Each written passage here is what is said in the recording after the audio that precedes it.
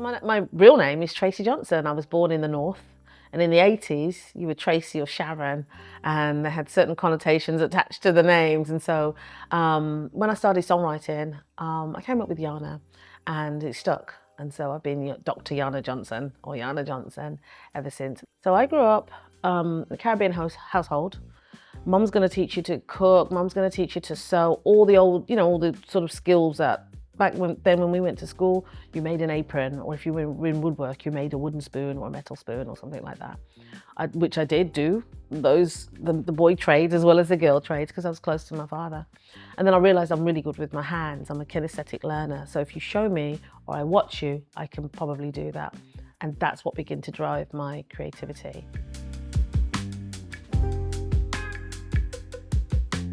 I was at school during the Thatcherite, and there was lots of school strikes, so I didn't have a music lesson at all. So I didn't get to discover that I'm musical. I've got my Uncle Patrick, he was a bass player. And it's funny because as kids, he would sit and play bass to every ad that came on TV, and I learnt music as a musician.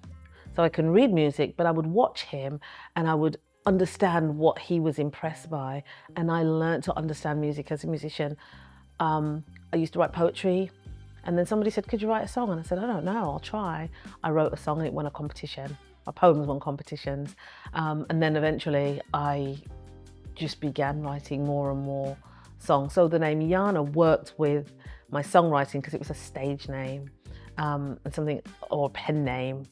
But that really pushed me musically. And then one day I had a project that I needed doing, and my uncle, I think he mixed it, or he came to the studio. And he's now told me that launched his career, but that also launched my career. I wrote a music demo, shopped my demo, and got a record deal, got a publishing deal with Warner Chappell. It's the old story, you'll shop your demo, but I did get signed. And so it authenticates all the creativity I had then. I didn't know, is this good? Can I really write a song? Can I write an album? And that deal confirmed my gift to me. On the same label, Shola Amma was on the same label. And what they do, record labels, is you have what's called a label mate. Other people on the same label work together, collaborate. So I collaborated with her on 3 songs, which was the Brit Award winning album. And 3 of my songs are on that album with Shola Amma, as well as my album selling, I think it was 50,000 copies in Japan. And so that was all I ever wanted to do, was be a singer, be a writer, an artist. Most Caribbean parents, probably Asian parents as well, they steer their kids away from the creative and they tell them to get a proper job. Doctor, lawyer, and that's what happened to me. And there's nothing wrong with it, but there was this creative bubble inside waiting to come out. And that's what's driven me to this day. When I'm creating, I think I'm not really aware of the following part. More, I think I'm looking at the solution and what would work. So when I started my cosmetics business, for example, there wasn't many brands for people of color.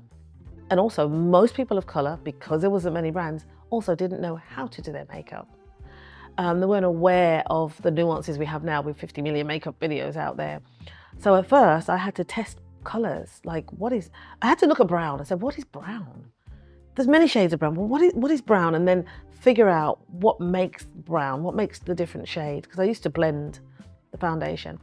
And I had to understand makeup and understand need, and then find things, source things, test things that would work for an audience to just literally pick it up and have a ready-to-wear item. The cosmetics business was 2001. I was going through a really horrible patch in my life. I got divorced. I'd gone back to New York because I've got an aunt there that I'm really close to, and she's comfort to me. She's deceased now, rest in peace. But I went back to New York to just rest, to have someone nurture me. And I remember this one day, there was a trade show. It was for women. And I remember putting my daughter in a little stroller buggy and going to this place down at Jacob Javits Center, down to the west side of Manhattan with my daughter, but she fell asleep. And because she was asleep, I had 10 minutes to myself. There was a makeup artist who was doing all these women's faces, and she said, oh, you can be next. And I looked at my daughter, she's still asleep, and I jump on the chair. And I just sit there and I close my eyes and she starts working away. And when I open my eyes and look in the mirror, I have never seen myself made up like this. It was good, it was nice. And in the same event, I got headhunted because I have a British accent and people think I do makeup because you look so well made up. And I was getting job offers at this event and something said to me, well, where do they get it from? For some reason, I just didn't want to be an employee again. I wanted to do something else. And then I met a girl who literally said to me, call me tomorrow and I'll tell you everything you need to know. She just literally offered up all of this advice. I met with her the next day and she mentored me through manufacturers, brands, different ways of stepping into this. I didn't know it was something I could do. It wasn't something I was interested in necessarily, but I was interested in solving a problem for women that didn't have choices because I didn't know how to do my makeup. And I remember understanding it and getting a fake Louis Vuitton, because you go to Chinatown, you go to New York, go to Chinatown and go and get your fake handbags, etc. And I remember getting some samples and going back to London and walking into a hairdresser shop and saying, can I hire a chair? I've got this brand. I didn't know how to sell it, where or when that was gonna work. And I thought, when black people do their hair, just like when you do highlights, you put the highlights on, you need an hour to process and then you rinse off. So it's a 3-hour appointment all the time. So it's similar with us where the appointments, it's like probably 4 or 5 hours. But women are waiting. They're having a steam, they're drying, they're all waiting. And so I just had a chair and I would do women one after the other and I'd be sitting, waiting, watching. And they'd be like, I'm next. And the next thing you know, I've sold out of my samples. You know, we didn't even know how much to charge me to rent the chair because nobody had cosmetics. And I remember this guy, Adebayo Jones, he's a big couture fashion designer from Nigeria. He came to my shop. I don't know him. He came to my shop and we talked. And he said, if you don't call Morley's department store, I'll be mad with you. And he wanted me to call Morley's to have a buying meeting.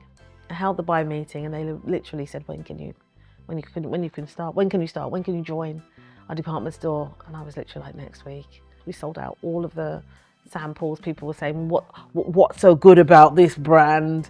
And we would just demo and show them. And I think there was a connection because that whole thing about finding out browns, different browns, if you're Caribbean or if you're African or if you're mixed race, there's different browns to consider. And we had thought about that. So we were the ones showing the customers the product instead of waiting for the customers to tell us what they needed, which the other brands, that's what they were doing. And there was a real connection because we weren't sort of a corporate company. We could have long conversations. Before you know it, I had 4 staff and each staff member had a line. Every Saturday, just outsell the competitor.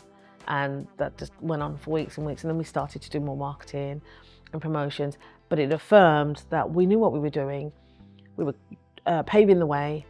We were bringing the new look in based on previously, if people didn't understand brands or makeup for brown skin, they were doing blue eyeshadow and bright red lips and things like that, which was sort of, they were just looking at magazines and thinking, how can I get that? And now we were saying, no, let's show you how to get products that match your skin, that work with your face, shades that work with your face and quality that works with your skin type.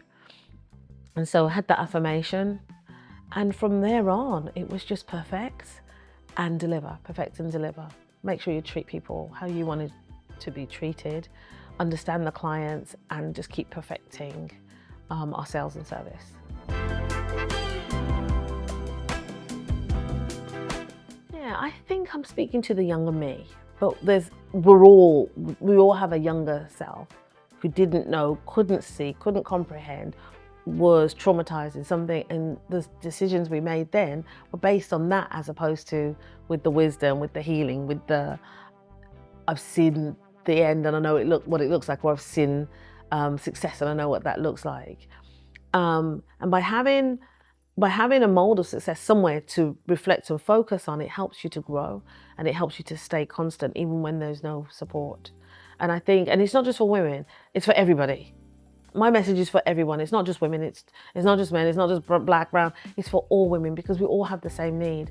And because sometimes that need isn't understood, we fight each other, or we don't have good things to say to each other, or we do crazy things, right? Even if somebody does something crazy to me, now I understand. I just need to understand, what was that motivating factor behind that? Why did you do that? And I find myself saying that now.